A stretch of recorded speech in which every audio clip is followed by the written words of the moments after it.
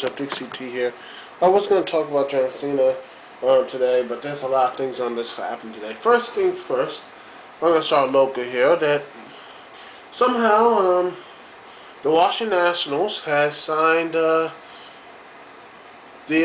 pitcher, Strasburg, for the biggest sum in NHL in the entire history of the entire baseball. You know, just over what, $15 million.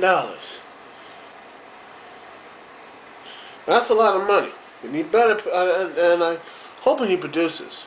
I mean, he's supposedly this is the greatest pitcher ever, but you know, I have my doubts, have my low standards right now. And it surprised me that he gets injured. And, you know, Washington, and our Washington team pays for $1 million, a big old guy that fails, and you know, boom, and you know, that's that. But other news, speaking of sports, Brett Favre is now a Minnesota Viking. Whoop-de-doo! Everyone here watching this channel knows that Brett Favre wasn't going to leave, right? No. A player like Brett Favre is not going to take the prideful way out like he supposedly did. Supposedly was going to do with the Packers. No. He's going to be taking the same route that Joe Montana, Jerry Rice, and so on, etc. take. They sit there. They kept going. No, but they keep playing the game, even if the game has passed them by. And worse, teams allow this to happen until they completely, utterly break themselves down, and then they just embarrass themselves, and that's what really happens to them. And the only people who have retired with some type of dignity in class is probably the only person I know is Michael Strahan. If not, someone email me or give me a response. Email me, video response, or what have you. But, you know, anyway, after those two major things, big news things on the way, here's a little opinion piece. John Cena versus, you know, I was talking about John Cena winning the title on my Facebook page, and if you have the Facebook page, it's going to be in the description. Box, wherever it is, and I'm pointing at one thing, right? Just tell me if I'm pointing the right way. So, you know, it is going to be there. But thing is, Randy Orton's reign has been pretty much been destroyed, and pretty much nothing has been amounted to anything. I mean, they turned the so-called Viper, they call him, to a fucking garden snake. He's not threatening. He's not attacking the host now than more of the wrestlers. I mean, it's not really a big deal. Cena has not treated the championship, anything else, like a big deal. It just seems like Randy Orton makes not facing Cena is not really a big deal to him. He's like, I don't give a fuck. But you know, on the other side of the coin, you have, say, Punk and Hardy, who they really care and really focus on that championship. That's the most important thing. Hell, I mean, the Intercontinental title shoot in my eyes is more.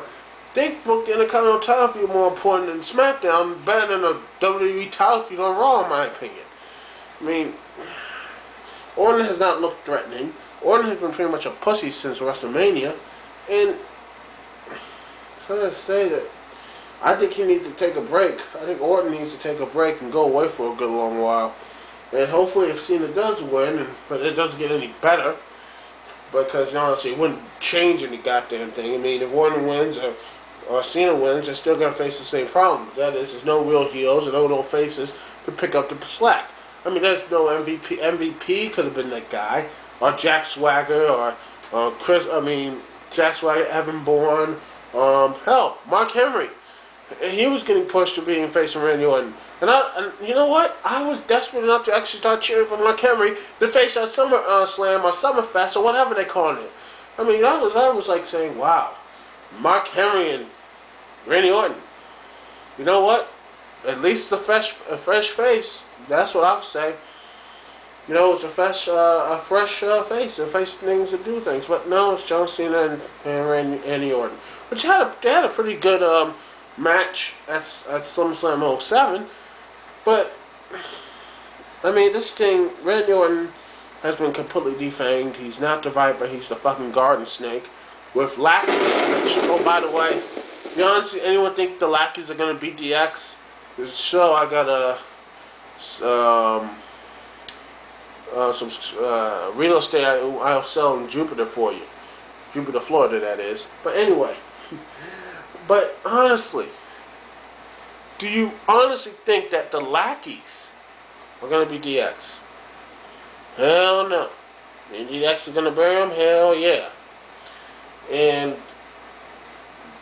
the rest of the legacy, I mean, they're all pacified, they're all beaten. Nothing, even if they beat them and bloody them up, it still doesn't prove the point that they're two effing jokes. They haven't done anything else. They're completely and utterly mute and completely forgotten, and no one gives a fuck about these character people, the legacy, the lackeys, or the Randy, the garden snake Orton. No one gives a fuck anymore. But then again, those are my opinions, and if I'm wrong, email me, comment me, and everything else. And you know what? I'm gonna do a Q&A. That's right. I'm gonna do a Q&A. Ask me probably around. You know, my Q&A video will probably be my 100th video. My 100th video will be my Q&A video, so I can get some time, and hopefully you can ask those questions. Then I can really, you know, because I think that's a little bit special, you know, because 100 videos and, you know, that sort of thing. But hey, this is Duke CT here. Peace and love. I will see y'all when I see y'all. Don't forget my Blog Talk Radio Duke CT Lounge Friday 11 to 11:30. We're talking about how TNA and how they have their opportunity to make something great. And here's hopefully I can fix the opportunity and all that other stuff TNA's doing backstage, and hopefully they need to fix, and hopefully I can fix some of their problems and not call in and all that other stuff. But anyway, Duke CT, peace and love. My 10-minute time limit's about to run out, so I'll see y'all when I see y'all. Have a great night, day, wherever y'all showing this. Peace.